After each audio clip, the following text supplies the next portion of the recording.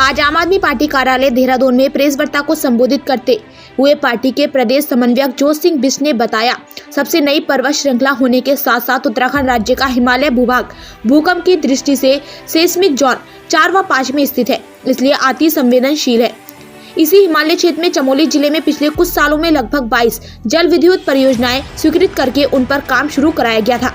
इन 22 परियोजनाओं में से लगभग 10 पर काम बंद है, लेकिन 12 परियोजनाओं का काम अभी भी गतिमान है। बावजूद इसके कि 2013 में केदारनाथ आपदा जिसका असर कर्णप्रयाग तक आया था और 2021 की रेनी की आपदा से सरकार ने सबक नहीं लिया, इन परियोजनाओं का निष्पक्ष भू सर्वेक्षण नहीं करवाया, अवैज्ञानिक तरीके से विकास के नाम पर पहाड़ों का दोहन जारी रहा। क्या मुद्दा है, किस लिए और क्या आप लोगों की मांगे हैं सरकार से?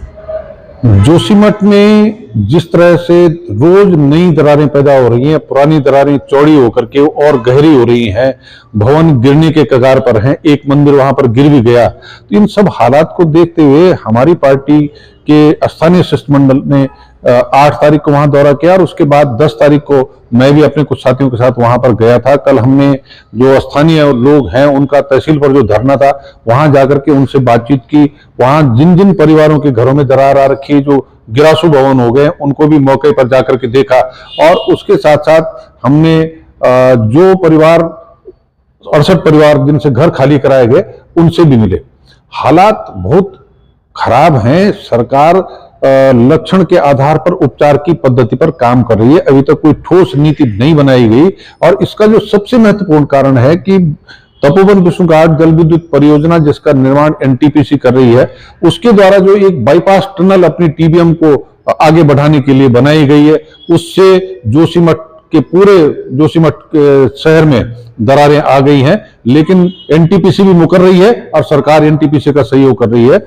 और आज पहली बार सरकार ने एक बात कही कि बाजार भाव पर भवनों का मुआवजा दिया जाएगा। ये अच्छी पहल है, हम उसका स्वागत करते हैं, लेकिन जिस तरह से अभी तक ये तय नहीं कर पाई सरकार कि इनको दैवीय आपदा में गिना जाएगा या मानव जनित आपदा में गिन करके इनके पुनर्वास किया जाएगा और इनका विस्थापन किया जाएगा और इनको पूरा मुआवजा दिया जाएगा। हमारी मांग है कि टिहरी बांध विस्थापितों की तर्ज पर जोशीमठ के प्रभावित परिवारों को विस्थापन पुनर्वास करते हुए उनकी संपत्ति का उचित मूल्यांकन करके उनको उसका मुआवजा दिया जाए। नंबर 2 बात है कि जितनी परियोजनाएं पर्वतीय क्षेत्र में खासकर सेस्मिक जोन 5 के एरिया में बन रही हैं, उन सब का एक बार फिर से ज्योलॉजिकल सर्वे कराया जाए और उसके बाद ये तय किया जाए कि इन परियोजनाओं को मानव हित में बनाना जरूरी है कि नहीं।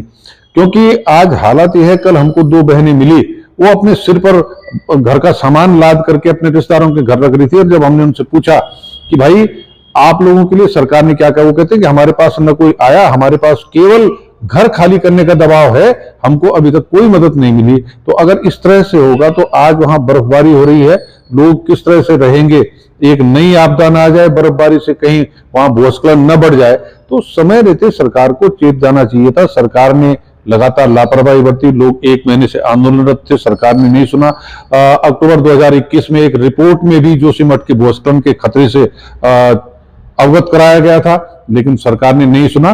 और कांग्रेस भी इससे मुकर नहीं सकती कि उन्होंने कोई गलती नहीं की। कांग्रेस की जो सरकार 12 से 17 की रही, उन्होंने भी उस समय अगर ध्यान दिया होता तो शायद आज इस आपदा से बचा जा सकता था। भाजपा और कांग्रेस दोनों सरकारें दोषी हैं। आम आदमी पार्टी जो प्रभावित परिवार हैं उनके साथ मजबूती से खड़ी है। हमारे पास जितने संसाधन हैं हम भरसक उनकी मदद के लिए तैयार हैं और सरकार से और कांग्रेस से उम्मीद करते हैं कि एक दूसरे पर आरोप लगाने के बजाय इस संकट की घड़ी में उन परिवारों की मदद करें। सरकार अपना काम जिम्मेदारी से करे।